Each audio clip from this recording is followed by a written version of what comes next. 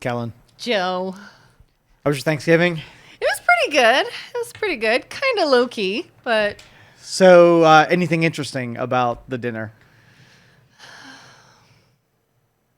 not super. No. It was an interesting dinner. We have to be mostly gluten free in my house, and my daughter loves to bake, and so she baked the pies, which were surprisingly good for a 10-year-old baking a gluten free dessert. But they were still kind of funny. But that's about it. Yeah, nothing super interesting. Okay, well, good. Nice and boring. Yeah, and yeah. Low key, it was at our house. We didn't have to go anywhere, so that was nice. And everybody there was sort of like, we're tired and we got stuff to do, so it wasn't a late night, and it was good. See, that's good because a lot of the communicable diseases and infections and whatever come to your house and they leave it with you. So you didn't have a lot of people for that to happen, right? No, now you've got me thinking like, God, was anyone there even sniffling? No, I don't think so. It happened, okay? It happens at every Thanksgiving. happens. Human beings get together and we exchange our germs Yeah. and viruses, and everybody gets sick. And after Thanksgiving, now we have more people sick. And Well, now They- you've got me paranoid because I'm supposed to see someone this weekend that's been traveling. they're going to bring you even more. So it's good. Great. It's good because it allows us to add to our little encyclopedia of things our immune system knows how to conquer.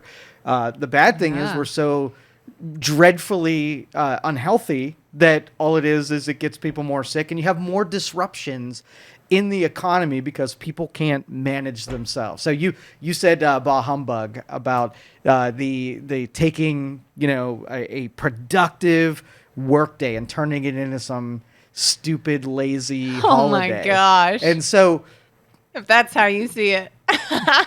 what okay, so Bah humbug. especially towards the end of the year, why would you want to interrupt the flow of activity for something so stupid? What people die, people get they get depressed during that time. It's such human beings need things to stay their flow to kind of stay solid. It throws everybody off. Well, I mean, first of all, when it comes to people that, are depressed during that holiday, I believe a wise man named Joe Danier has always taught me that you don't change something for the minority. I feel like typically people at the end of the year during the holiday season, I don't see it as a super productive time. I think a lot of people check out. A lot of businesses are putting things on hold. They're not making major decisions But because why? it's the end of It's the year. so dumb. It's so why can't you just get dedicate these days to productive work and then these days to non-productive work? And so Well, why would you slide a non-productive day into the productive season? Like what does it buy? What does it buy you? I think a few things. One, Yeah. I think it buys company morale because this is the time that a lot of employees are seeing family members that maybe they don't see all year. It's sort of like a one-time, let's get all our visiting in and let's catch up and let's see everybody because work is slow anyways. So it makes sense. Work is slow, family is available, let's get this together. It's like the perfect time to do that. And so I think that people enjoy that. People need that for their mental health. They need that for their physical health to sort of say, oh, okay, I've been, nose to the grindstone all year long. I've got to take a little bit of a break. I've got to focus on me, especially during the holidays when it's cold out, when you've got people inside sharing their germs, when you're maybe not eating that healthy because it's the holiday. It's the perfect time to not load up on stress and cortisol levels. It's the perfect time to rest. Well, It's dark out what's the anyways. weekend for then? If weekend is for a way to get that relaxation, why do you have to have more of that? I don't think a lot of people get relaxation. I know on the because weekend. they piss it away and then they have to take more productive days and totally jack up the end of every And year. A weekend, I always say weekends to me are really one day. Technically, they're 2 days, Saturday and Sunday, if you have a job that you don't work on the weekends, which I feel like is getting less and less.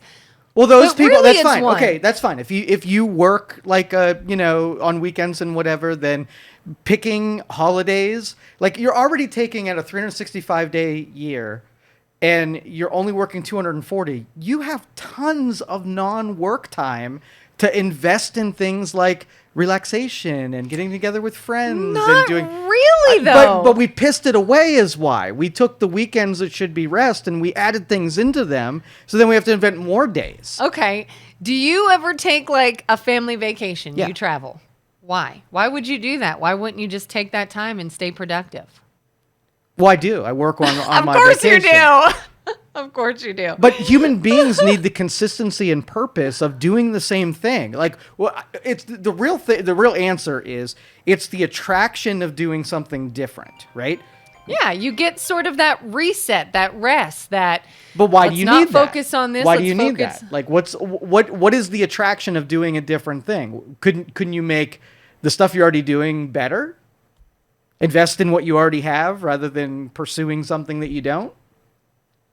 You mean, and you mean what you're doing? Make it so that you don't have to have Yeah, a rest. exactly. From it. You have a whole week. Well, I think Okay, a lot so of people don't here- have that option. Mark on the weekend saying, oh, you know what? I'm going to get some rest and relaxation. I'm going That's to go for my easier said than done. mental health. And instead of pissing away the weekend and just making it like a day of laziness, right? Yeah. Make some purpose on the weekend. Go do something and get it out of the way on days that are already allocated. Well, that's for the that. thing. A lot of people do have to go do something on the weekend. So then where does the rest and relaxation come in? What do you mean? What on a weekend? I mean, sometimes if people have kids, they've got sporting activities that's all where day. that's their different thing. They're investing in the different thing. Birthday parties come into play. There's enough real estate outside of 8 hours, 5 days a week that you could spend achieving all of that stuff if you were, on purpose. Okay, so let's Yeah. say you want to see some family. Maybe not, you don't have a lot of family. Maybe you've got some close friends that live out of state. What is the ideal time to visit with them? On a weekend?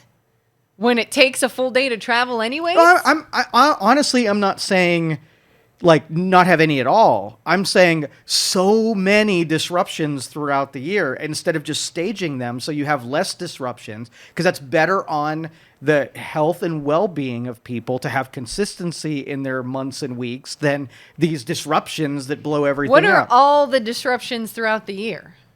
You said there are so many throughout the year. Like what? So almost every month has something where a bank is closed or a work day's done. Like and our behaviors change on that day. Everything from 4th of July, fireworks and picnics and whatever. Almost every month has one of these disruptions. And you don't think people need that? I think they've excused themselves into thinking they need that, but I think they could achieve it without. Absolutely. So what about when it comes to the holiday season and the end of the year, what about maybe the religious aspect of it where, people think, hey, this is a time where, for example, Christmas Eve sometimes falls on a weekday. Well, there's a lot of churches that do Christmas Eve services. So some people might have to leave work to go to that for their religious practice. Yeah, if they're a practicing religious person and they're investing in that, I think that is good for their health and well-being. So just those people can go and do their religious thing. Because So that's okay. here's the theory. I think human beings are incredibly wasteful with time. Okay. And they've justified the addiction of doing nothing. Like their goal is to do nothing. And so they rationalized lots of nothings, right? Mm-hmm. And so I figure if you sort of like budgeted what you need, like what would happen if you didn't have anything lined up on a day where you're breaking away or you didn't need it? Would you not do it for the sake of keeping the consistency? No. I mean, it would be something you would take regardless if you knew. So what if it's like, all right, you have 5 days a year that if you just need to break away, that you go claim it if you need it. And if you don't need it, you leave it. You just, I'm happy. I'm getting a lot of things done. It's I'm hitting my flow. I'm not going to let this hardwired day that's completely arbitrary bust up something that otherwise would go really well. But now we throw this wrench in the system. So take what you need, leave what you can. And I think you still have that option. For example, yesterday, being Thanksgiving, or even if it's a weekend or something, there's a lot that I have to do during the week because I do things during the day and I record for another job in the evenings, and sometimes I have to do that on the weekends too. So if there's a day that's a holiday or a weekend and I tell myself, oh, well, this is a day I've been given to rest, I know, well, I don't want my week next week to be jam-packed, so I'm going to still do a little bit today. I keep it a little bit productive so that all my days are just a little bit productive and not overwhelming. I keep the flow going. That works for some people, but I think you're taking the holiday and the disruption and applying to every person, not just the exception that you're citing. It's everybody. Well, I think there are people that did not work yesterday, right, that need to work, right? And they probably should, and then their Monday is not overwhelming. Yeah, but they took it off regardless of the exceptions. We're applying the exception to the general rule, disrupting everything and everybody. Because I think what constitutes a disruption or productivity or wasting time is subjective. It's different for everyone. So what you could see as, well, this is a total waste of time, or this is a total waste of, something you could be doing, or we don't need this. Somebody else might be like, I would rather stare at the wall and watch paint dry than work on this. And to them, that is a good use of their time. That is something they need. Well, that is subjective. So if you wanted to take a university and do a study to see if you had even if you didn't want it or like it or haven't justified it yet, and you say, what is the most healthy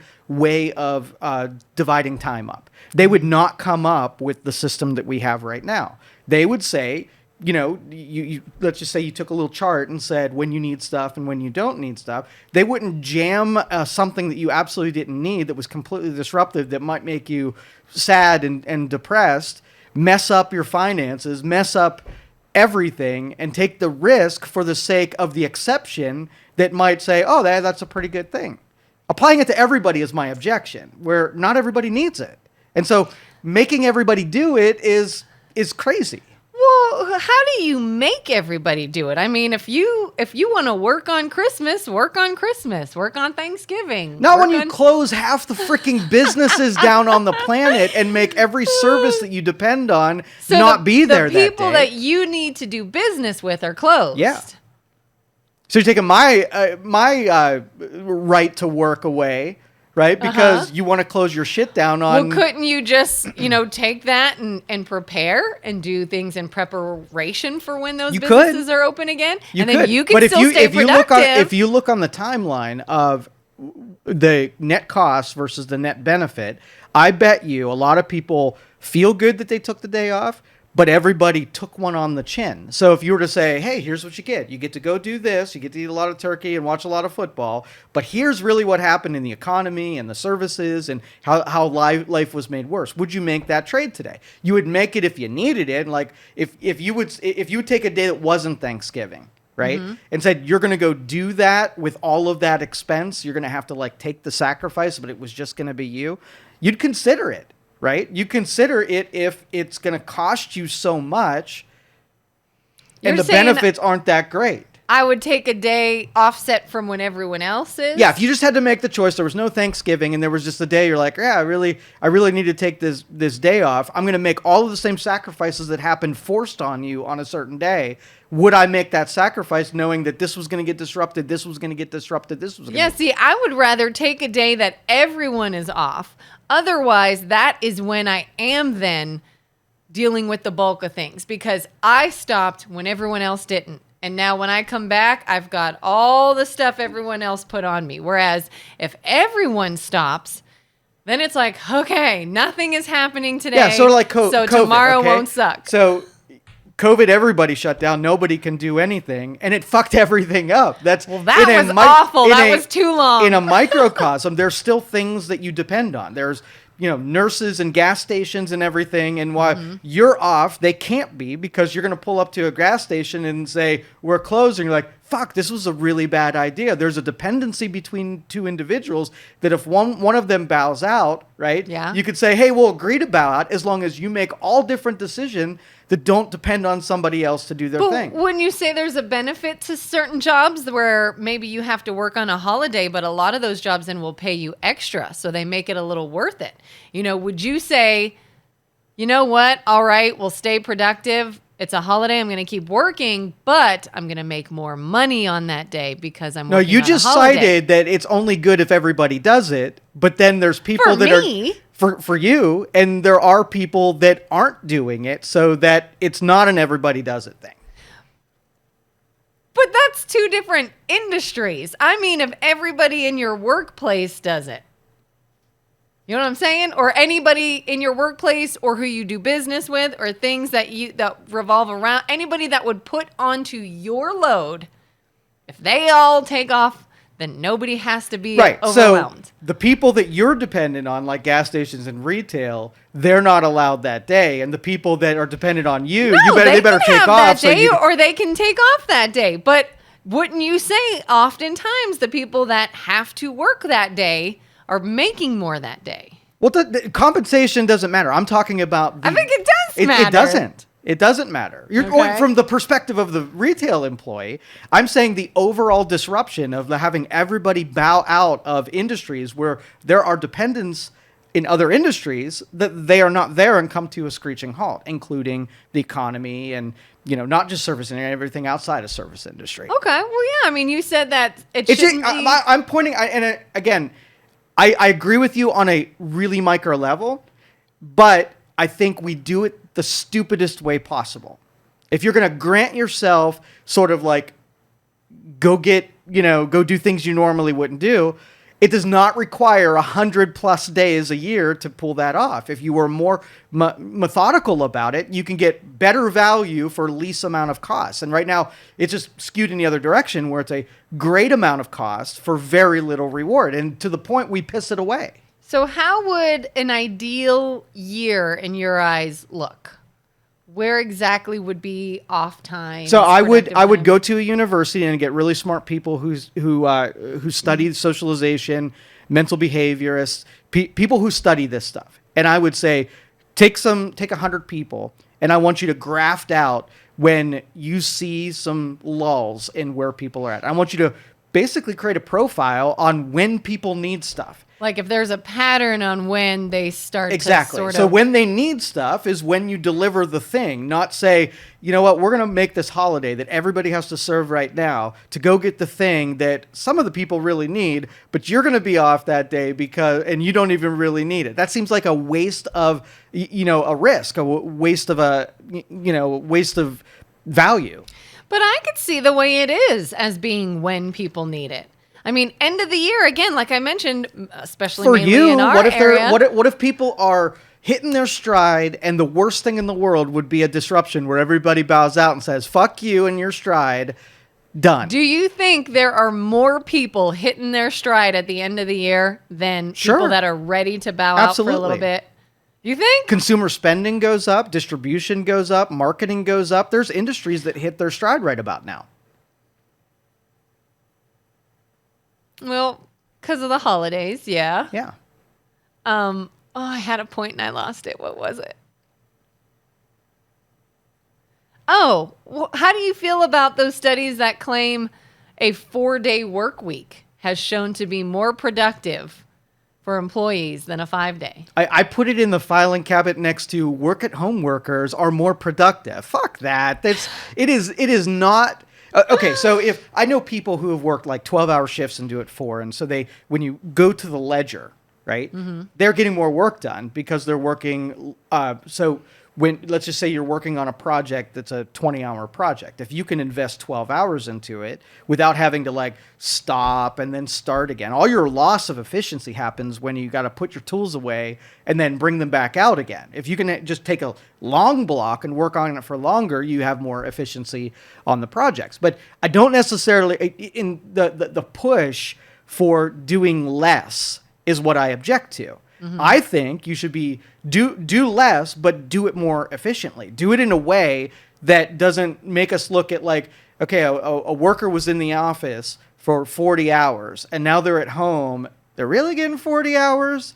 And if you clocked them and you followed them around, only because we are not naturally efficient people. We get easily distracted and we piss away time. So when you set up the temptation for someone to be less productive, it will happen 100% of the time. Oh, yeah. I mean, the work from home situation, for sure. We agree. But it's the same. It's the same. Well, okay, let's go through the same process. You're doing a benefit analysis, cost benefit analysis. What is that extra day?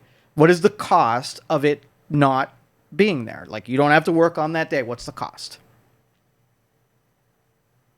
What's the cost of like the losing that fifth day? Yeah. Well, I guess the employer would see a cost when it comes to anything that would have been done or dealt with. Screeching halt on productivity. Okay, got it. So we're willing to sacrifice one of our productive days so that it disappears. Now, what's the benefit? Employee recharge. Oh, my goodness. Listen, you don't want to accept that as a reason because you, Joe Danier, doesn't get recharged. My contention is that there are already enough days to recharge without okay, so I give you a fourth. What's around the corner? The slippery slope of what's on the corner. Now let's do another one and make it a 3-day work week. The overall scheme is to work not at all. Okay. And you could do that right now. What happens? Yeah. So you just said you totally buy into the exception of someone has this religious thing or whatever that they practice every year and it's this time, fine, then take off. What do you do if you are an owner, a business owner, and every employee falls under that? Every employee is part of that.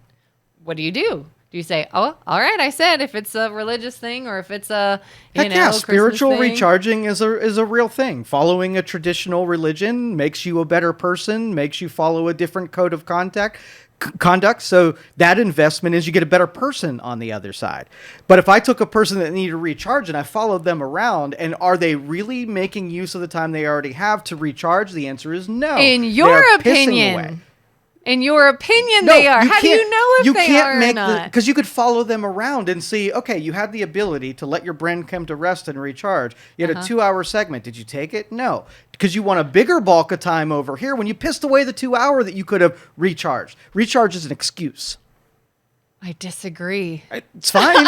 And that's why I would rely on science to see, when somebody says that their finances are all out of whack, I say follow them around and see what you're doing with your finances. I bet you I find stuff where you're pissing away your money that you already have, and you think that having more money, putting into an inefficient system is going to make things better because that's what your brain's telling you. Right? Mm-hmm. But giving you more time, if you're really bad at managing the time you already have, means that you're going to need a third and a fourth day. And eventually you're going to be working one day, wondering why you can't get recharged on the other 6 days that you have because you were never good at taking advantage of the time that you had to recharge. Right? And it's easy to say the thing that you don't have is the solution to your problems. Right? It's easy. What do you see as... So when it comes to things like closing down for the holidays, sometimes I've seen people take a day off. I've seen people take a week or 2 off.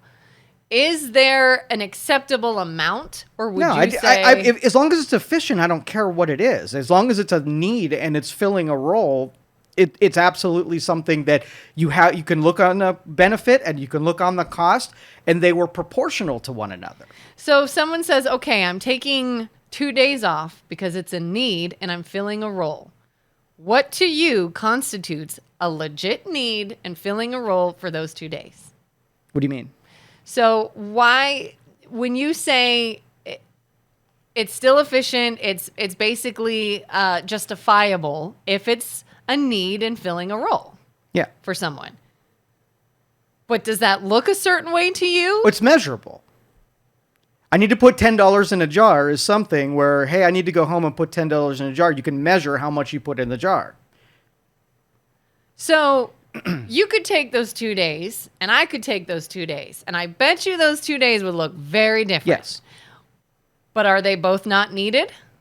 Mine would be structured, and it would be filling a void. And then I know at the end of the day whether or not I took those 2 days, invested them properly. And someone who didn't do that, they would be just as curious as you are whether or not it's going to look different. But mine's going to be focused, laser-like. And this one is going to be like, I could have all the money in the world and still not know if I have enough. That's the arbitrary nature. If you're not trying to actually fill a void, you don't even know what the void is, I can give you an unlimited amount of time, and you would still feel the need to recharge. So you don't care so much as to what it looks like, if it's someone taking those 2 days and working on their house, or someone taking those 2 days and watching movies all day. Both can equally be just as fulfilling and recharging for Whatever it someone. takes, it measured, yeah. So it's just making sure that they, to themselves, use that properly. Yes. And you don't think people are doing that? No. It's not the nature of human beings to do that properly because of the excuses and the justifications for what recharging means. If we keep it abstract, you can't measure what it means to be recharged. But if there are a good amount of people who, to themselves, are using it properly, why take that away? You wouldn't.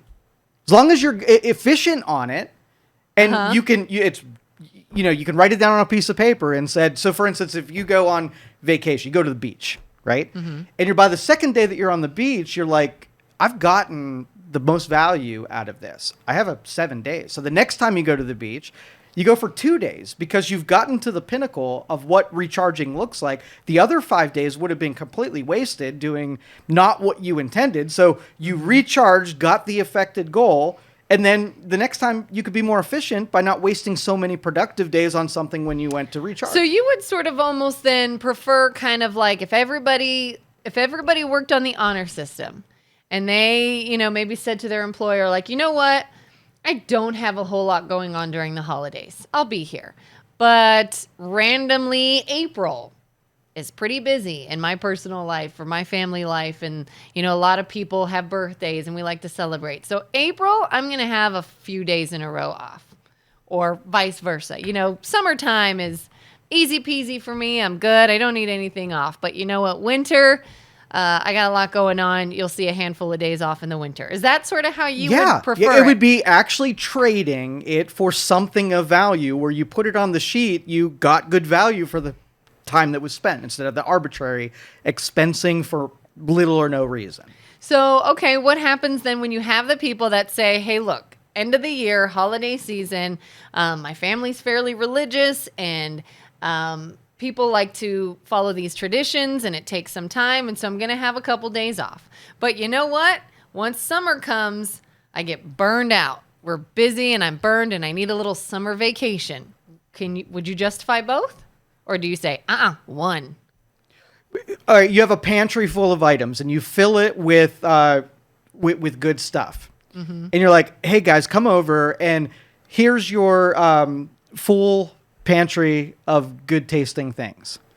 All I ask is that you only take something when you're hungry, right? Yeah. You go there, get hungry. So what would piss you off? Would it be the person who walks up to it, takes the one item, eats the one item, or the person that just takes everything, right? Regardless if they want it, they fill their pockets because they're like, oh, a stash of things that might be useful. Those are the two mentalities. Take what you need and leave what you can has two parts to it. Like, it is a choice to not take something that you absolutely don't need. There's a selfishness or selflessness about that.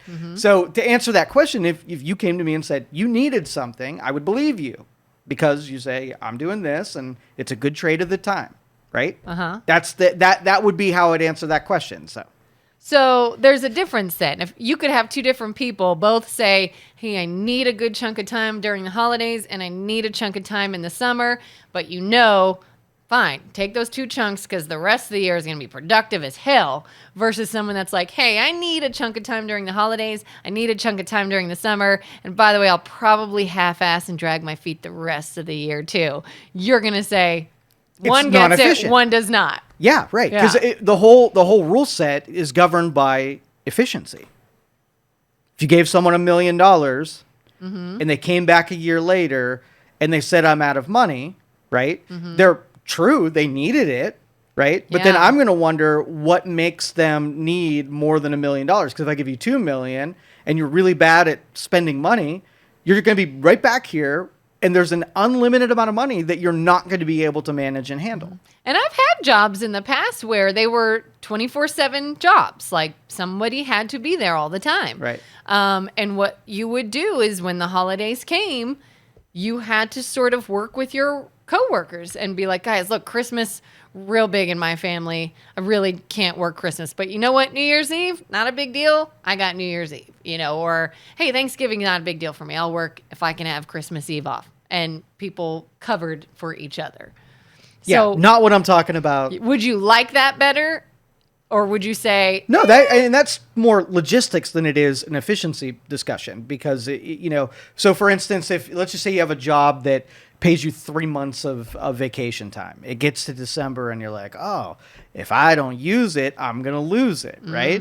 Would you take it? Well, on an efficiency standpoint, no, you wouldn't take it. You didn't need it, right? If you would have needed it, you should have taken it, and that's why it's there. So would you take a resource that you had available and take it whether or not you needed it or not? That's my pantry discussion. Most people, because we're human beings, will take a resource and use it because they can rather than they need it, and that's the difference. If I had worked all year and I didn't miss a day, and somebody said, by the way, you have this month to use or not, it's a benefit to you. You take it or it's going away. I'm freaking taking it. Right, and that's selfishness. Except, however, what I typically do is I'm going to take it. Call me if you need me during that time. If you guys need something, I'll get it to you via email. I'll pick up my phone. I am not unplugged, but I'm going to. All right, so you're making a sacrifice. Right? What's the benefit? You took something that you didn't need. The benefit is I'm taking it because I need it. But you don't need it. I do need it. Would you, if you weren't given those, would you still take those days off? No, because you didn't need it. You only took it because it was a pantry full of other people's shit. I personally, there's not an instance I can think of that I need a straight month off.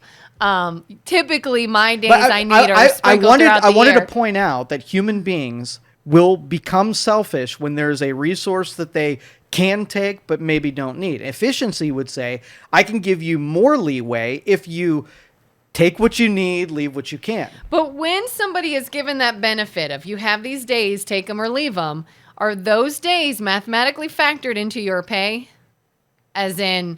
Could be. And a benefit is, other than you come to me, I pay you for an hour, that's the extent of the obligation. If I offer you a benefit, because I'm then would think my competition is going to offer you a better deal than me, right? And so I offer you that benefit. So in some cases, yes, it's yours to keep. It's factored into your pay. It's part of your benefit. And in others, like, hey, you know what? I am willing to give you 3 doctors' excuses for work. I really don't want to, right? But 3 seems reasonable that if you get sick, you go to the doctors. Now, what happens if you get to the end of the year and you haven't used your doctor's excuses? You get 3 appointments back to back to use up the rest of your doctors? No, that's stupid and silly. You didn't need to. It's a waste of resources to do something when you don't need to do it, even if it's part of the benefit of something I'm willing to do. And that's the obligation or the agreement between 2 people is I'm going to give you something, right? And I'm willing to do it with these terms, built into it, ingredients of those benefits, and try not to use it unless you absolutely have to. That's the agreement. Yeah, and I think, maybe we just have 2 different views on why people are doing things. Because to me, when I say, oh yeah, it's the end of the year and it's the holiday season and people need some time off, my brain automatically goes to those that legit need the time off. Like they got a lot of family things happening. They've got a lot of events with their kids. And that's what I addressed earlier. Everybody can make use of a day that isn't structured with work and the other things. So you throw that at you, and everybody's going to gobble it up because it's, you will find shit that you couldn't get done during the week, some cleaning that didn't happen, some shopping that, of course. But that's not the premise. How you use the windfall as sort of like evidence that you need more time off. I'm suggesting that you could do that normally if you were better at being an efficient person. Okay, so we talked last week about the time. So if you took a 24-hour day, right, and you budgeted all of it, I want to sleep 7 hours. I want to go to work for 8 hours. What does that give me left? Okay, I got 7 hours left in my day. Now, how am I going to spend that, right? Now, if you took what you did without budgeting it, I bet you don't do 7 hours worth of productive things in that. You don't do that cleaning and you don't whatever. You probably are at a 50% efficiency rate, so you get 3 hours worth of useful things done in a 7-hour block. So I'm going to fish the other 4 hours out of my regular day and make better use of them before I drop a nuclear bomb on the productivity of the entire economy, right? Because I can't manage myself on the daily. So yes, just like if I said, here's $1 million, you're like, man, everybody could use $1 million. Look at everything that I got done that I normally wouldn't get done, right? I'm saying, that's because your finances on the daily, and a lot of the shit that you've backfilled in with the windfall could be done on a regular day, and it's actually better. We need more holidays because people are less efficient, and we're lazy, and we become more inefficient. That's why we need a 4-day, maybe even a 2-day, maybe even a 1-hour work week to get all of the shit done that we don't know how to get done. If human beings were evolving and becoming more efficient, I would be right there with you. It's the other direction that we're going. I mean, I see both points. I totally get it. Ideally, to have people say, I don't need a rest right now, so I'm going to keep going. So that someone that's like, I do need a rest right now, can take it. And everybody just sort of, you scratch my back, I'll scratch yours. That would be ideal. But that's not how it works. What works is everybody rest whether you want to or not. Everything comes to a halt. And would you stop that and still take it away from the people that are like, no, I legit need it. No, Don't that's what I'm take it saying. Like away. the premise is, if you need it, you take it. Yeah. It's not if you need it, I'm going to deprive you of it. No. All I want to claw back is the wasted time. So if you had 4 hours in your evening and you're like, I got to clean, right? And I got 4 hours worth of cleaning to do. If you need to clean, go clean. That's a good use of time. At the end of the day, you're going to be able to justify it, and it's going to make absolute sense. But if it's like you got 4 hours of cleaning and I need 20 hours to get four hours of cleaning done, we're going to look at that. And why does it cost you so much time to get so little stuff done? Well, and I think there's different types of jobs where there are some people that have those jobs that are flexible enough to do in their own time, meaning they get the same amount of productivity, they get the same great results, but it's a little here, a little here, a little here because they make their schedule. And then you have those jobs where it's like, I don't care if it's dead. There are no customers in sight. There's literally nothing to do. You will stay and sit here from 9 to 5 or whatever it is. And so that person is stuck there and now only has this much time for everything else in their life they have to do. And so that's when everybody gets to leave, they're like, finally, I have all this shit I have to do that I can't do in a normal day because my job requires me to sit here 9 to 5 regardless of if there's actual production going on. You know what I mean? Do you know what I'm talking about? Well, yeah. And that's, again, not what I'm talking about. The difference between a want and a need, right? Needs are on the table, not touching it, not even talking about. So if you were to go up to the university and have that social person just put you a report together about how many people are just doing their needs, right? Well, percentage-wise. Yeah. How many people, like in your spot, where it would be a blessing to be able to get some extra time because everything's so filled? How many of yous on that whole report of efficient Kelin and inefficient, really didn't need it, took it because it was there, a little spoiled in it? There's probably more of the latter, yes. Lot more. So if we cleaned up and made people 80% more efficient, like we're not going to get people 100% efficient. You can't run a 24-hour day back to back to back knowing everything that was going to happen because of real life, right? But if you could make somebody a couple percentage points more efficient. You go home and now you know I have 4 hours to work with, and let's start the day off instead of watching TV to, do the dishes or whatever. You got more productivity out of that same amount of time. Just being aware that it exists. But again, and that's where my point comes in, where somebody might see that as, oh my gosh, I could sit here and watch TV, but I got dishes to do and I have this to do, so I'm going to do that instead. But what if somebody is like, oh, I need to just sit and watch TV. Right. Like, it's too much. I got to take a break. Yeah, dishes still aren't done. This still isn't done. When does that happen? I deal with those people all the time. Everybody tells me that they don't have enough time. And doing this health coaching, whether we're talking about nutrition or finances or this other stuff, is something that the only way you nail it is you measure it. If you don't have a way of measuring it, you don't know where your time sinks are. Yeah. And so, okay, well, I will agree. Sometimes you got to lay down on the couch and just watch TV and go mindless and have some entertainment. All right. So let me follow you around and we'll gauge when you need that and go take just what you need and don't do it. So do you think most people are in that deal where they take something they need, go beyond what they need, and still spend the next 4 days on the beach even though they don't need it? Yes. Yeah. That is human nature and human beings. And if you don't on purpose not do that thing, it's almost assured that you're going to do that thing. Yeah. Because, I'm one of those people where, and maybe it's my fault, I get up at 5:30 in the morning during the weekday. Not by choice. I hate getting up early. From 5:30 until the time I go to bed at night, and I make myself go to bed around 9 or so because that's just, I need that much sleep. I have every single hour filled. Everyone, and I'm not kidding, and that is not including just talking to my kids, just watching something, just relaxing, play with the dog. Like, it is like, go, go, go, go, go. And so would you say then it's, where then would you get more value and cut out the things you don't see a lot of value? Well, if you take my observer with you, there's someone watching everything you're doing. If all of a sudden you start changing behaviors because someone's watching you do it, you know whether or not you were being honest or not.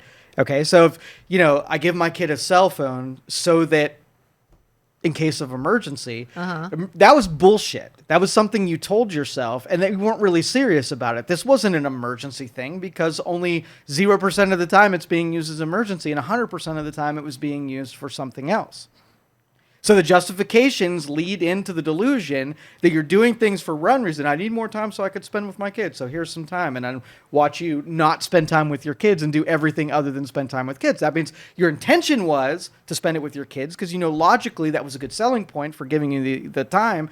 But when it came down to it, you didn't really have the conviction to spend time with your kid. You were kind of using that as an emotional leverage to be able to get something that you really wanted so you could spend time mindlessly looking at the TV. But did you really want to mindlessly look at the TV? Is that important? Is that something you needed? It would appear on the sheet. If you like a half hour of TV and then you go into the half hour TV, you go get what you needed out of it, then the half hour TV was it.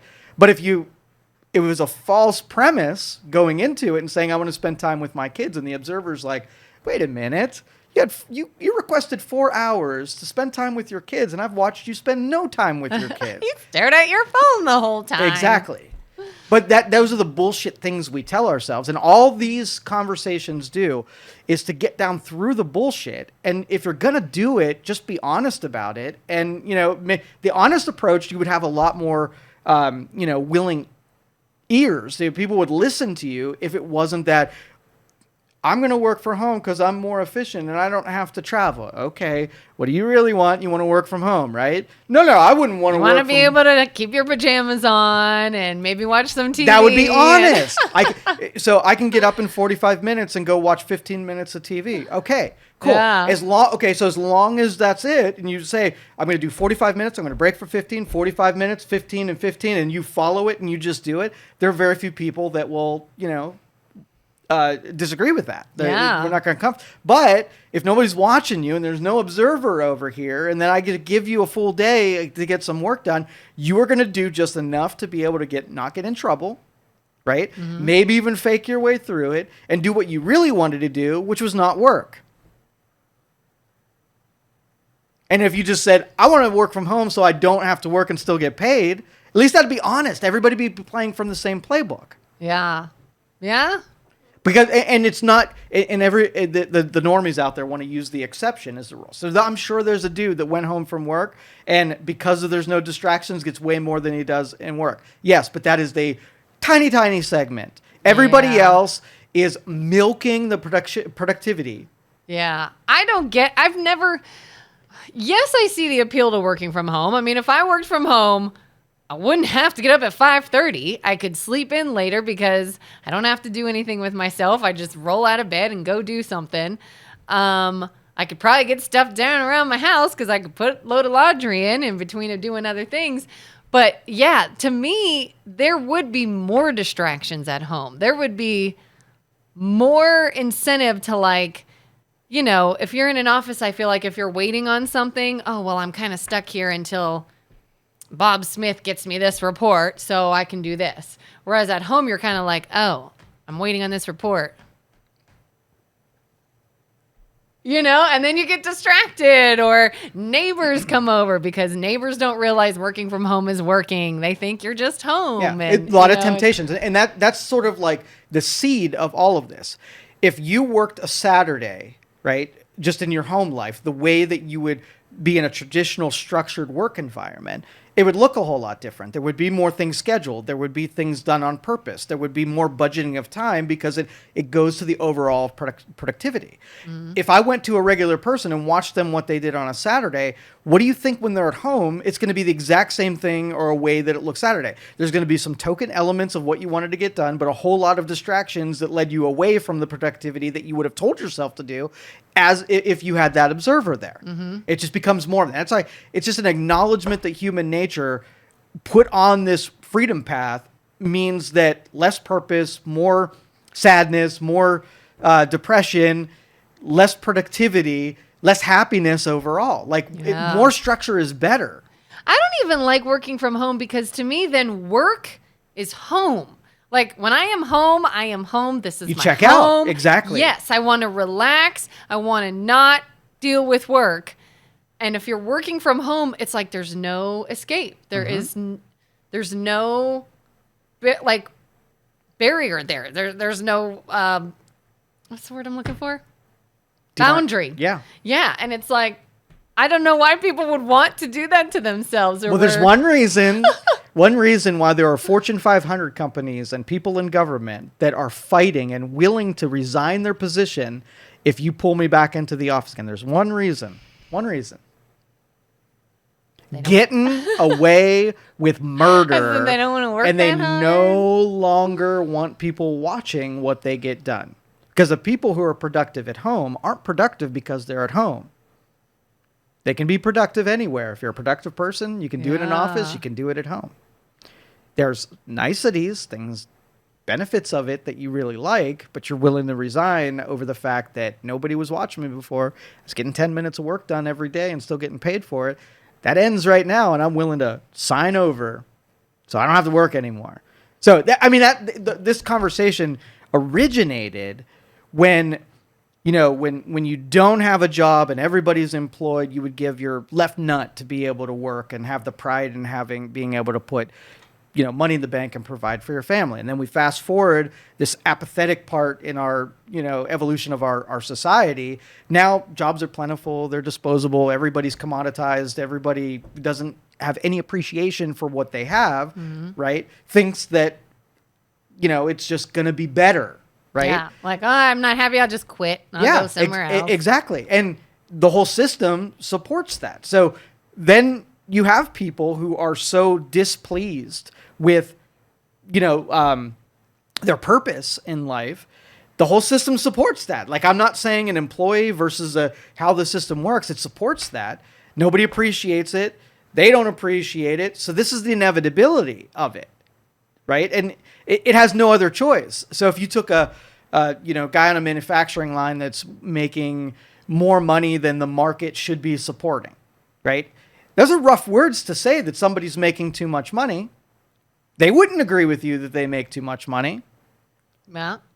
Right? But they wouldn't take that position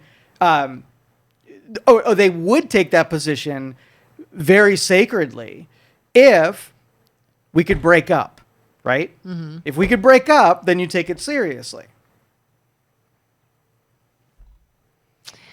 I still just get this sense, and disclaimer, I realize this sounds a little naive, but it still sounds like and I think this is why people sort of get up in arms when you question things like, oh, why do we just keep staying productive?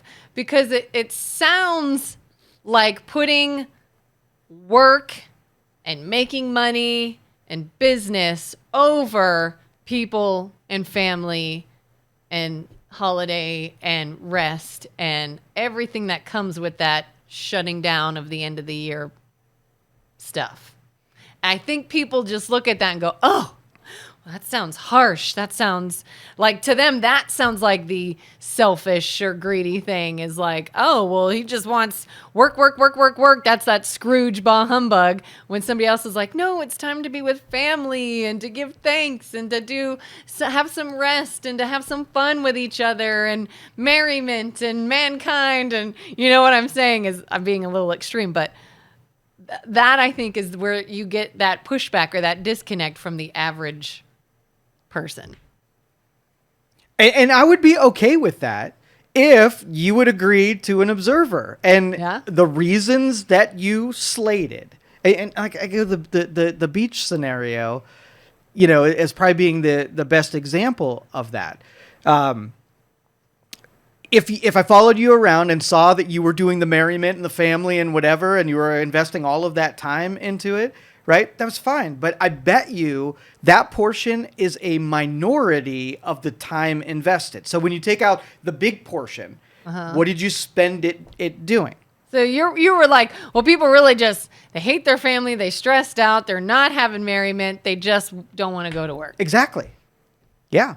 I mean, I'm sure that demographic exists as well. So what changes that in your brain? So let's just say you and your husband every month got to take 1 week away from one another. And at the end of the week, you had to decide to get back together. It was like the automatically annulment of the marriage, and you had to separate, right? Mm-hmm. Take a week to... Yeah. So some people would be like, I don't care. Like, they're going to choose me every single time. But there are some people that are going to behave differently leading up to that day and after that day, right? Knowing that something they took for granted is something that was there, right? All of a sudden they have to earn into it a little bit and have to be more productive towards a relationship. They might do other things to bait that person back to get, back in the relationship. If we got to every week do that reset, so like when everybody went for Christmas break, right? You got re-interviewed in January for your job back. How willing then would you want to break off from that? Because if you think about it, really, I would say most people, when they know they are going towards a break, start to ramp down. Yeah. They're like, oh, but it's almost Thanksgiving or Christmas or whatever. But you wouldn't do that if you knew that it was measurable. And you may or may not get the opportunity to do that job anymore. You'd have a little bit more respect and appreciation. But if it's certain you're coming back, regardless of how you behave, what do you think you're going to get? You're going to get that ramp down. Nothing's going to get done. You want to be able to come back and be like, look, I earned this break. That's exactly right. Look at how hard I worked But the switch in your brain will flip. And you will, just like you're treating your spouse a little different, you won't make that decision on its own. It will just make sense to you that before, leading up to that, you weren't earning this relationship. But it was the threat of the loss of the relationship that meant that you had to behave a little bit differently. You couldn't take for granted certain things. Mm-hmm, mm-hmm. But we understand that naturally. And, it always makes people feel a ton guilty. That's when I talk to people, especially in their older age, they say things, what's your regrets about, living your life? Yeah. Right. The kind of things that they say, right? That they can live it back. It's all people worry in. And it's the time that they didn't spend with their kids. Relationship. And then you say, well, I'm going to rewind it. And here's an opportunity to 3 hours that you could have spent with your kids and you didn't. Why didn't you do it? Why are you on your deathbed right now wishing that you could have spent with your kids? And I can cite at least 1,000 different instances where you could have spent time with your kids. Why didn't you in that moment? If we go back and do the whole, what are those, three ghosts of Christmas past? Yeah. If we go back there, they make a different decision, right? So Because they're like, I was at work all the time, 24/7, and I should have taken time off. Or the time that they did have available, they could have spent. They Maybe could have that spent too. different. No, for sure they could have done it. If you're not spending the time you already have, more of it is not going to make things better. You're just going to be inefficient with that. You're going to be depressed on the other side of that and have regrets about how that time was spent. Every single time, because it's human nature. So what's the balancing? So we put ourselves in check every once in a while. So for instance, I got up every day and I said, I'm going to run a mile. And I was like, it's cold outside. Today I'm not going to run a mile. I really didn't want to run the mile, and I was looking for an excuse not to run the mile. But then I get respiratory infection and I can't run the mile, and it's beautiful outside. I'm like, I had fucking 10 days of days where I could have run, and now I can't, and all I have is regret because I pissed away the days that I actually could have done it for some dumb excuse because I really didn't want to run. And that's kind of why, like I said earlier, I plug away when I can. You know, if it's a Saturday or it's a holiday and I'm off, I'm like, I don't have to be doing anything right now. But if I get my recording for tomorrow done now, well, tomorrow I do the next one, then I have that day. You're an anomaly, okay? That is really people that are structured that way and are responsible for their time. You're different, okay? That is not most people. Not the norm. No, and honestly, because like I said, it's doing things measurably on purpose means that if on a Saturday you had to go to the bank, the supermarket, and maybe stop at a store, you had 3 things to do, right? Mm-hmm. And if I put no guidelines on it whatsoever and said, go, how long do you think it would take? No guidelines, just go out. Go to the bank, go to the supermarket, go to a retail store. Me? I'd probably go pretty focused and then see something shiny and 3-4 hours, pretty acceptable. That's a Saturday. Oh, yeah. Yeah. 3-4 hours. Okay, now you're leaving for somewhere, and on your lunch break, you have to go to the bank, the grocery store, and the retail store. You only have an hour to do it. And then you're like, so straight. Now that you have the constraints of only having an hour to do it, you make a list of the things that you absolutely need, and you were able to get all of the stuff that was necessary done in 1 hour. So if you just take the no guidelines version, you squish it into having the guidelines, you get the thing done that was important, like talking to your kids and doing the laundry and whatever. Yeah. But if you don't have those constraints, it's going to take you 4 times as long to do, only because you didn't put yourself on a rail to do it. And that is human nature across the board. So if you're Saturday, you have a ton of time. You ever go on a trip and you spend like a weekend and it's like, man, this weekend felt like it was forever, right? But then you run a regular weekend and you're like, that thing just blasted like it was 2 seconds. Yeah. What's the difference? I feel like my 2-second weekends were busy weekends. Like we were going, had a lot to do, went by like that. No, I mean, if you look where you're going, you're more likely to do different things on purpose, right? Mm-hmm. So I have a fire pit in my backyard, and I have a fire pit when I'm camping. And sometimes I'll think when I'm camping, if I was at home right now, there's no way that I'd go outside and sit around a fire in the rain, a little bit chilly, whatever. I'd wait for a better day. But because I did that campfire thing, I made better use of where I was at, and I made use of time that I would hold up in a warm room where there aren't productive tools around me. There's no elements of conversation. I wouldn't have been engaged with other people. And so that provided a better environment to allow it time to feel like I was experiencing it well. And when I was at home, I was doused with inefficiencies that made it feel like I pissed away the entire weekend. That would be the difference for me. I used to do the majority of my cleaning on the weekends. And I would get so annoyed that my weekend is cleaning and grocery shopping and laundry, and still Sundays are very much that. But I got so annoyed with feeling like I never had this day off that I started to work into throughout the week. One day I'm going to dust. I don't have time to do bulk cleaning, but I can dust. And then another day I'm going to vacuum everywhere, and that's about it. And I'm going to make sure I get a load of laundry done on this day. And then I get to the weekend and I just tidy the rest up. And that's perfect. That is a perfect, It's efficient not like plan. overwhelming then. You just parse it out, work ahead. And then God forbid if you get sick or something comes up or, oh my gosh, I didn't realize we had this birthday party to go to. We're good because I worked ahead a few days ago. And I hate the word, but attrition is my go-to. I would rather do a million small things than dedicate a big block of time. Yeah. When as a kid, whenever we'd get company over, my mom would force us to clean the entire house before they came over. Yeah. And I would tell her that this is fake. This is not how we live. Like the other 6 days before these people came, it was totally looking different. Why do we pretend to be a different household when people come over, right? And I was right. Okay, so if your intent is, if you're like, hey, this is what's acceptable and this is the standard, let's just do that all the time. How do we make that happen all the time? And then you can measure it. And I invented a rule when I was a kid, and this even works with like my car. When I walk in and out of a room, I make one thing better, right? And so if there's a plate, I'm not cleaning the whole entire kitchen. Yeah. When I walk into a room, I walk into lots of rooms, so I'm getting one thing better every time I walk in. When I leave my car, I take one thing that shouldn't be there. What ends up happening if you do that on a long enough time scale, there's no more things to remove. That is going to be your biggest deal where the rule's telling you to improve something, and you're like, there ain't nothing left to improve, and there are worse problems to have than that.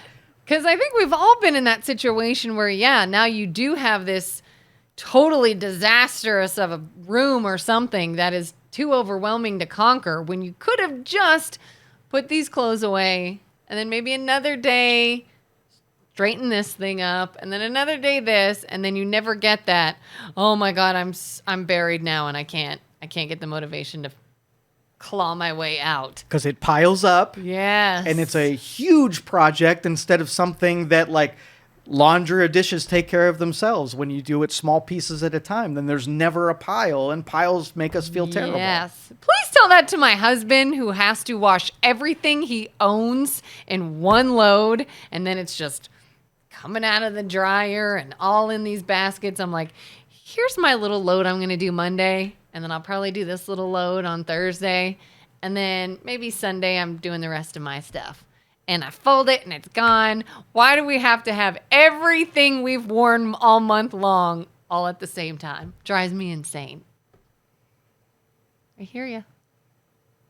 Well, you're on a very positive, healthy mindset, because there's two methods of thought here, right? You have scarcity thinking and prosperity thinking. The reason people take out of the pantry more than they need is because they're picturing in their brain a time when they won't have access to that resource, and they will take it because they feel scarcity is on the horizon, and they will populate scarcity. Why do people, fill the dishwasher with everything instead of doing 2 smaller loads instead of 1? Scarcity thinking. And you see this mentality just keep circulating. And you can always tell whether or not someone's prosperity versus scarcity with how they behave in their regular life. You learn a lot about that. And I think you're on a healthy prosperity track. Thank you. All right, so last question here. Black Friday shopping. Yes. Since we were in retail, do you do any of that horse shit? No. Good. I don't. Yeah. For a couple reasons. One is, especially if the weather's shitty, I'm not like waiting in lines. I'm not like standing camping out. There's nothing I want that bad that I'm going to do that. And 2, I'm a little annoyed about the fact that if you can sell this item to me at this price today, you could have sold it to me at that price 2 weeks ago, last month, tomorrow. Would you not agree? It's just all a scam. Well, I mean, hordes of people show up for this stupid thing just because of how dumb we really are as a population. And so like retail electronics, for instance, they buy special things just for Black Friday that they don't normally sell. So they'll buy like the super cheap off-brand whatever, and that's their sales. So that Samsung TV would never be on sale for that price. It's not even the good thing. It's not. You're getting like a knockoff of the there's thing probably you a want. company called Black Friday Incorporated that all they sell is the shit that they could Here's sell your at crap you sell that day. Yeah, and honestly, like there was a time where You could get good stuff. Like you could stuff that they normally sold, they would take a chunk off of, and that was a spectacle to behold and got people in there and it kicked off their holiday season. I totally, totally get that. Yeah. But okay, so there always used to be a toy that would sell that would be the toy you had to get. There was only 10,000 of them being produced, and they're only being Tickle sold on Me this day. Elmo, Yeah. and yeah. Do those exist anymore? I don't think so. I was just thinking that too, because I remember my mom telling me one time she did go and like stand in a line and waited forever. It was a little toy that I wanted really badly. And I could definitely see in that instance, look, I don't think I've ever had to do it, but I could see people being like, I only did this because this is what my kid has been begging and begging for Christmas. And so I went and I stood. But I feel like now, especially with the internet, I don't know if that's much of a thing anymore. The trying to get something that is in limited quantity but high demand. And I don't know. I can't think of anything that I've seen. Like I said, I remember when my cousins were little, Tickle Me Elmo was big. And I can remember my cousins like trying to get this Tickle Me Elmo anywhere they could, but I don't know if that's still a thing nowadays. Well, I'm thinking you're right. Is that if I'm manufacturing a toy, then before distributing it out through Hills and all of the Toys R Us and whatnot, like you were limited as to how your buyers would be. Yeah. If I could just sell an infinite amount of that thing and I can have it shipped to everybody and I can skip the whole tragedy that is Black Friday, I would totally do it. You'd sell more. It's easier to get, and consumers would appreciate not having to spend a night out in a tent in front of a place to get a stupid doll for Christmas. Yeah. Not doing it. Have you ever done it? Never. Not No? a single time. No. I have purchased, like on Cyber Monday, and they have specials on things. I'll keep an eye to see if something I regularly buy goes on special, and I'll buy a shit ton of it. Yeah. But those have even been like not even really worth the effort to save 30 cents kind of thing. Yeah. You know what I do tend to fall for, though, and I hate it. And every year I say I'm not doing this, and here I am doing it. I feel like it's always this time of year that I see the things I want. And it's usually like clothing. Like all of a sudden I totally buy into this. There's going to be holiday parties and there's going to be get-togethers and I need these really cute outfits. And every year I tell myself, Kelin, you go to maybe 2 things during the holidays. Maybe. You don't need all these new outfits, but I'm seeing them everywhere and I'm like, oh, but I really need that cute outfit for this. I fall for that crap every year. Every year I've got shirts and clothes coming to me and then they don't fit and I got to return and now the returns are a pain in the ass and I think like, everybody has a vice, like yours might be that. Yeah. And things that don't make mathematical sense that you buy into and you go overboard on. And I honestly think everybody should be granted one of those things, because if it makes you feel decent and whole, it makes you happy, and that's your one thing, then so be it. If it's all things, that I think that's negative. I'm very girly in when it comes to like makeup and clothes and pretty things. Like for some reason around the holidays, my brain goes, ooh, you need to look pretty and nice and go to all these things. When I don't, I don't have that big of a social life. But that I will fall into. If it makes you feel good, so be it. Now, I nothing against Kohl's. Oh, but God. do you fall into the Kohl's cash trap? Oh, God. I don't, but I think my husband does. And I take that to an extent. I don't often go to Kohl's, but when I do, if they say, by the way, here's $5 for the next time you're here, whatever, I don't feel the urge to go just for that, but it definitely makes me think. You just gave me $5. I'm going to not spend this? And there's always a time limit on it, and I don't need anything right now, but of course you're going to go because you got to spend this money, so you're going to spend more money to use that money. And for sure I have before. Well, this ties into the earlier conversation. Do you know why we do that? Because we're dumb. Something for nothing. Paycheck, not working. The something for nothing thing is ingrained in us so badly. Okay. But to me, the Kohl's Cash doesn't feel like something for nothing. It feels like I just spent all this money.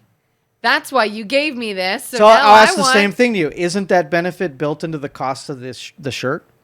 If they're giving it away for you when you bought something, wasn't that Kohl's Cash like built in? And like, couldn't you have just made the shirt cheaper? By $5? God dang it. Yeah. Why not? So there's probably and sorry, Kohl's, I don't mean to be picking on you. There's probably a retailer that sells that same shirt. And you'd be like, how is this thing $5 cheaper than what it is at Kohl's? But because they were willing to like take $5 more for you and then give it back, and now you're obligated to buy another thing that's inflated by 5, they've created this system of working you through a future purchase because they hammered you on the first one. Like spend $50 more and get free shipping or get 30% off or whatever. And the something for nothing thing is so strong. If they can give you the having a pretty shirt and then getting something for nothing, they've got the perfect addiction cycle for everyone. That's why I hate Kohl's Cash. Even if I had Kohl's, even if I bought something at Kohl's, I would not spend the Kohl's Cash because I'm not going to feed in to that something. Oh, yeah. I did one time. It was so dumb. I think we were at Kohl's and something we were buying, we were checking out. And this woman said, you have $5 or whatever. Like, it's here. Let's use it. Is there, like, grab something. You have it. And I was like, oh, well, what am I going to do? Let it go to waste? No. And I just went over and, like, stared at these like lipsticks or something until I grabbed one and said, I'll take this. Okay. And I never wear that lipstick. It doesn't look good on me, but I wasn't going to just not get something. And so what's it do? Sit somewhere and take up space.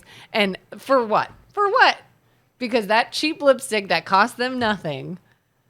Why didn't you just make my purchase? Well, you bought something you didn't need. And that was the whole purpose of the previous discussion is human beings are addicted to investing in things they don't need. I should have said, can't you just put that $5 and take it off of this item I'm buying? Wonder what they would have said. They would have said, no, that's not how it works. It's I on said, our it's future the same, purpose. just, I don't want that. I want this. Make this cheaper. It's not how the system works. I'm telling you. It's scammers. Like points. How many stores are there that you earn so many points with every purchase, and then once there's so many points, so hold on. You off. did say it. So scammers, right? Scammers is taking value from someone else, right? Take an unproductive exchange, transactional. Do you think the person that takes a sick day when they're not sick is a scammer? Yeah. How about someone who collects a paycheck when they didn't work that hour? Is that those people a scammer? Yeah. Take a holiday that they don't really need because they can? Scammer? If they truly don't need it, it's a scammer. Okay, just making sure that we are consistent on what is defined as a scam. Well, I feel better though.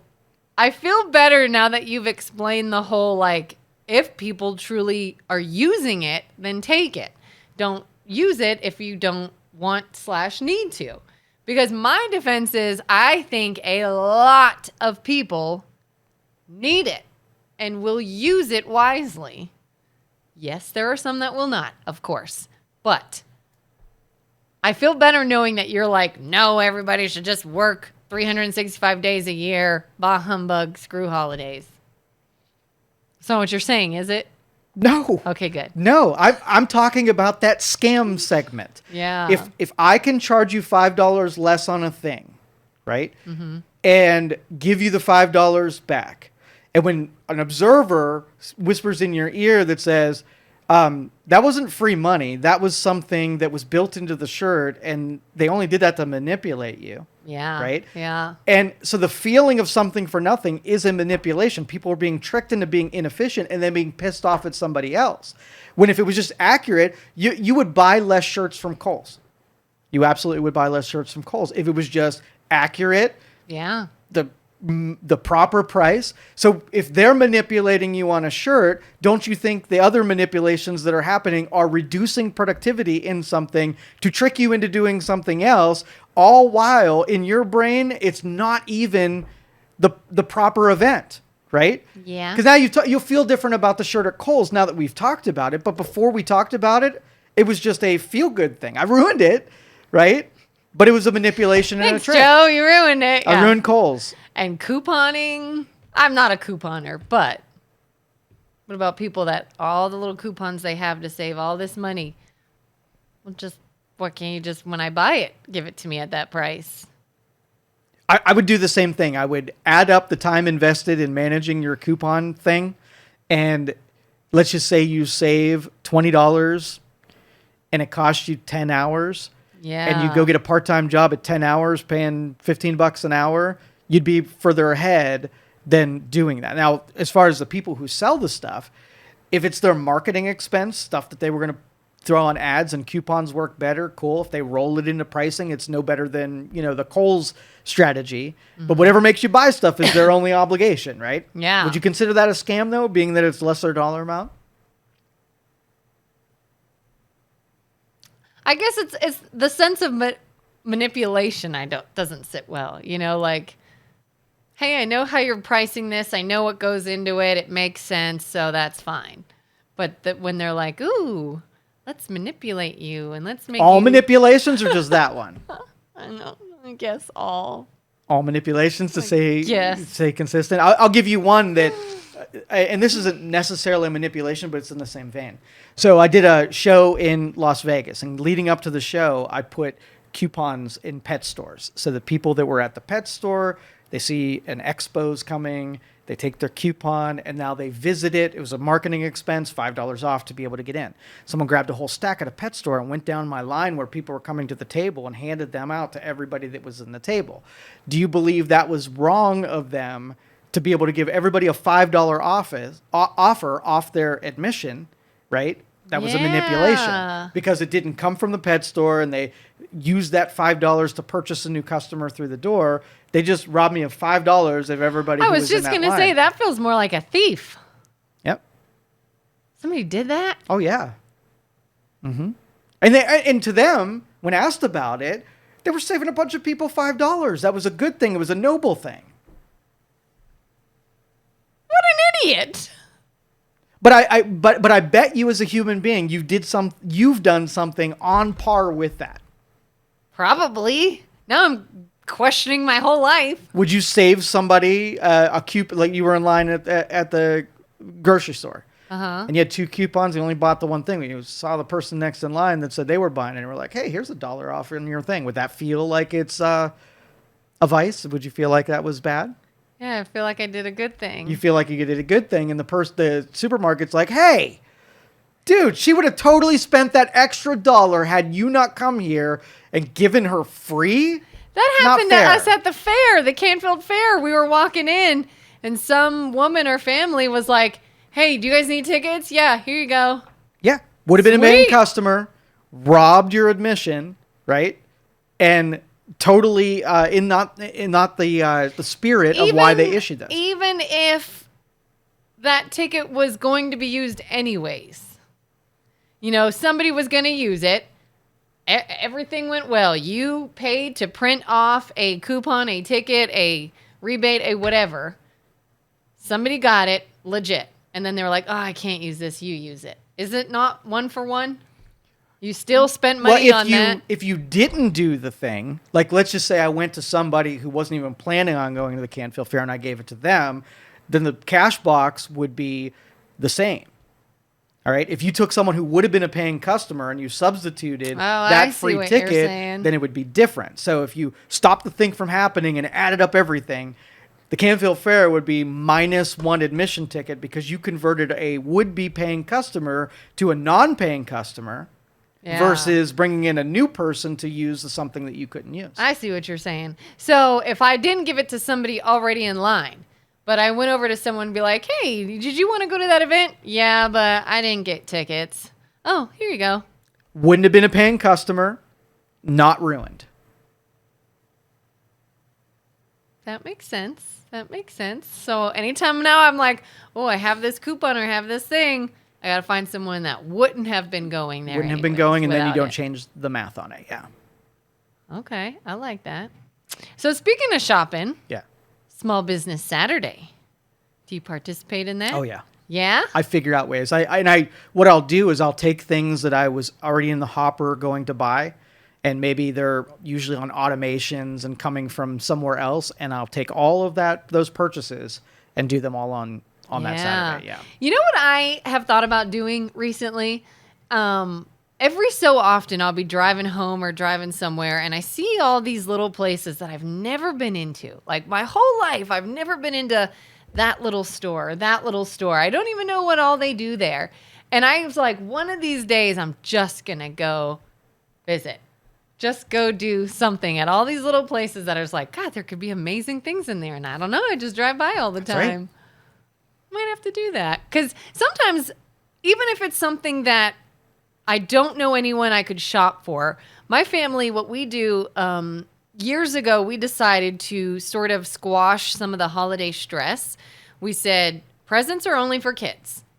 Grown-ups do not need to go broke and stress about shopping. That's not what this time is about. We're going to eat, drink, be merry, just spend time together, and nobody has to worry about buying for adults that can buy for themselves. But we do a white elephant just because it's fun. You spend a couple of bucks or you find something in your house and you play a game. I'm sure you've heard of white elephant before. And then that way it's just fun and you don't spend a lot of money. So I always feel like I need to go explore these little shops to find something unique. There's no pressure because it doesn't have to be in someone's taste or style or size, but something different that I've never seen in this store before. Support local, have a fun game. I love the idea. That's awesome. This is going to happen. This is going to happen. All right. So speaking of like gift giving, so if you and your spouse exchange gifts? No. Not, what is, I don't have words today. Not regularly. Okay. Unless it's anniversary let's or pretend. something. Let's pretend, and I want to give you two scenarios, and you pick the one that makes you feel goodest.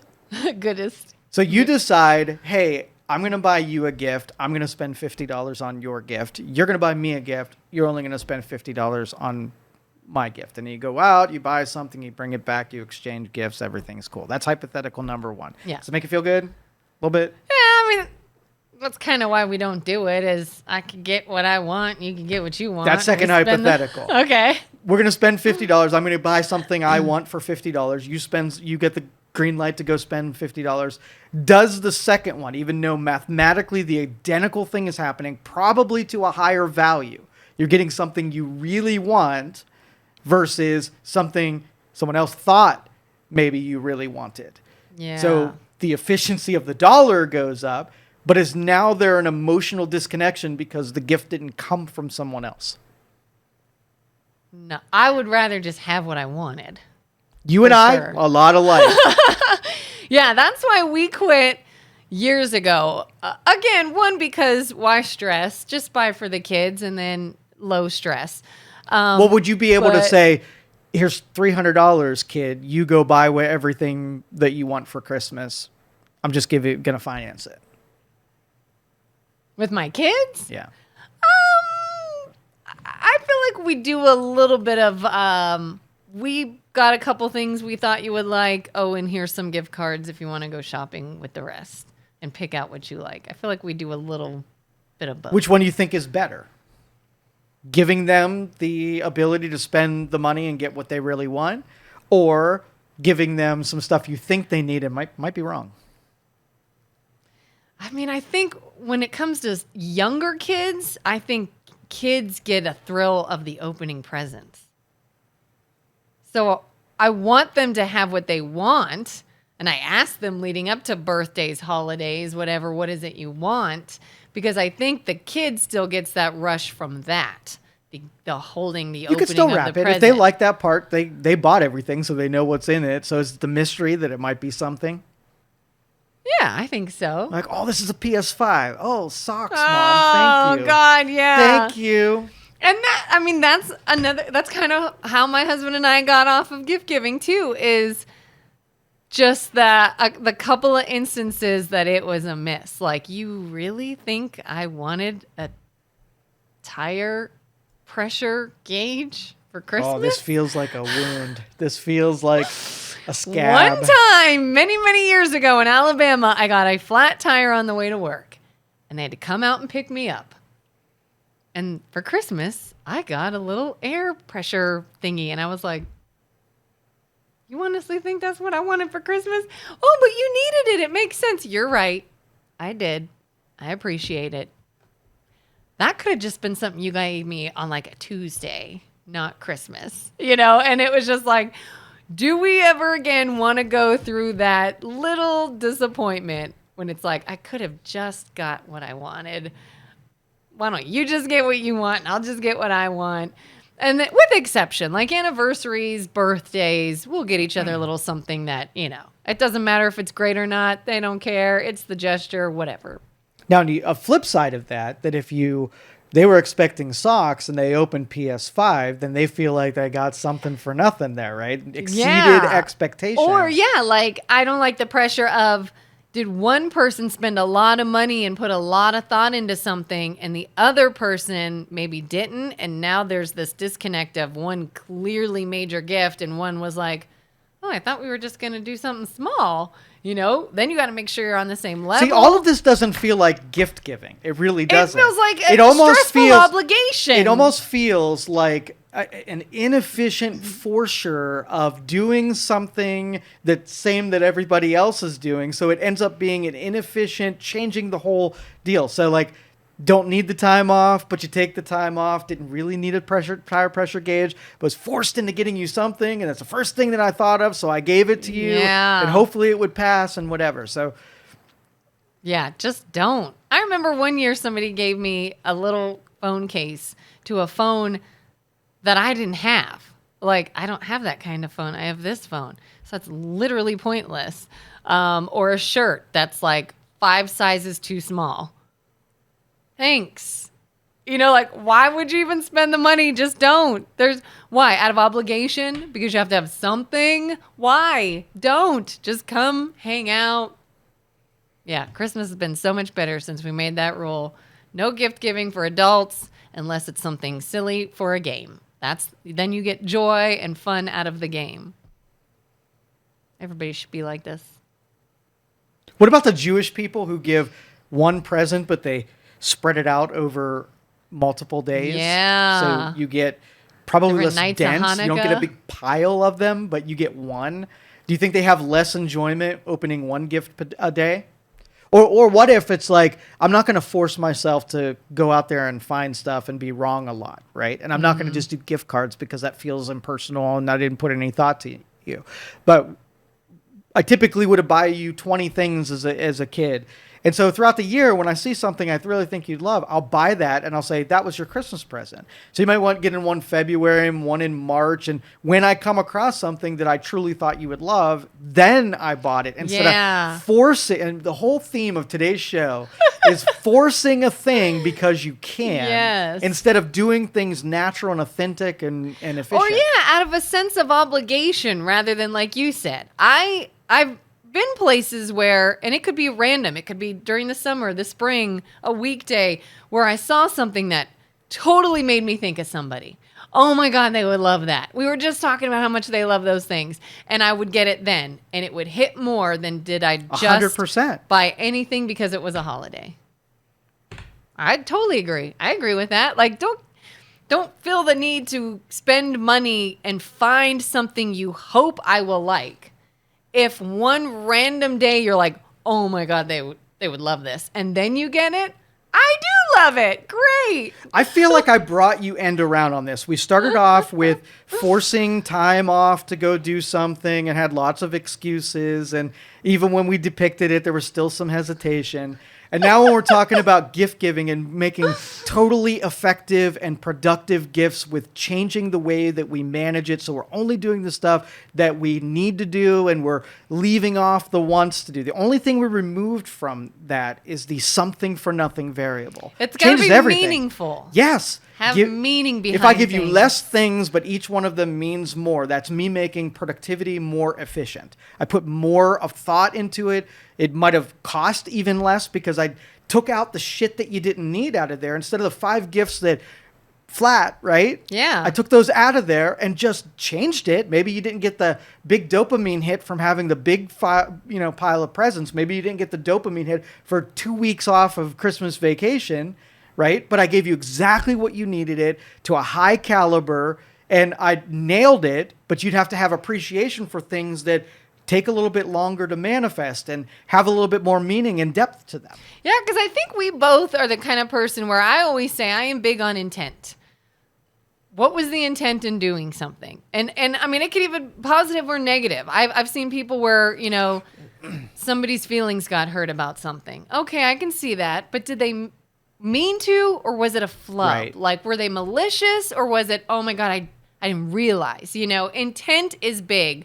And so, yeah, if someone is like, I truly need something, I need this, this is meaningful to me, even though it might really sort of be a thorn in your side, all right, well, then it's worth it. Rather than, this is a thorn in your side, I don't really care, and I'm going to do it anyways. Totally different situation. So let me make a justification for your husband and the tire pressure gauge. Do you remember when you were a kid, you would go through the Santa's Lane shopping thing, Yes. you bring your list. And so you have to buy something for mom. Yes. Right? And all that's available is what's on the table. So you have two obligations. I have a lot of plastic jewelry. And so there was your husband knowing that he had to get you something.